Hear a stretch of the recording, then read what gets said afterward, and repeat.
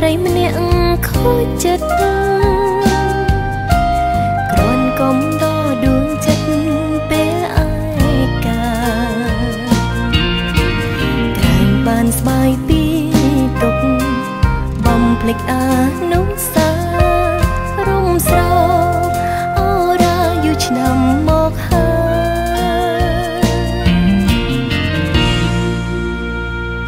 ើយធ្វើមិនដេចទៅពើអើយជ្រុលហួងទៅហើយចំបកក្រោយវិលរកក៏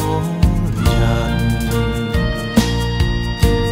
តែមានគេខៀងខាត់ពងរងឲ្យចាក់ឆ្ងាយប្រាណជាតិនេះស្នេហ៍យើងត្រឹមបានរងចាំទេថ្លៃជួបមករត់តែឈឺចាប់បើស្លាប់ប្រហែលផុតទុកខាកំហុសនេះព្រោះអូនបងចាឆ្ងាយស្នេហា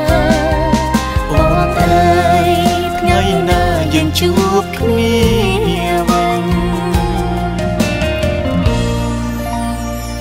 កន្លែងនេះហើយគ្រាន់ជួបបន្ថយចិត្តនឹកយកព្រឹកនឹកណាំថ្លើមថ្លៃតើចាំដល់ពេលណាទេវតាលោកនឹងប្រណីឲ្យស្នេហ៍យើងជួបជាថ្មីតាមពាក្យសន្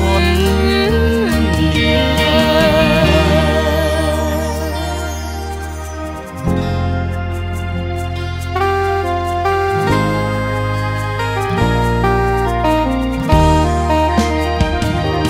ជួបមករត់តែឈឺចាប់បើ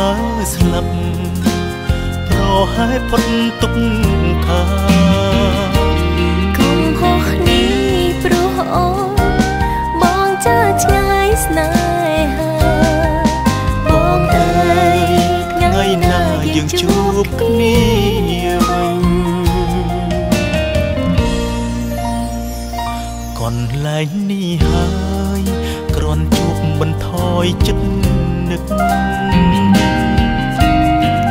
យកព្រឹកនឹកណាំថ្លើមថ្លៃតើចាំដល់ពេលណាទេវតាលោកនឹងប្រណីឲ្យស្នេហ៍យើងជួបជាថ្មីតាមពាក្យសន្យា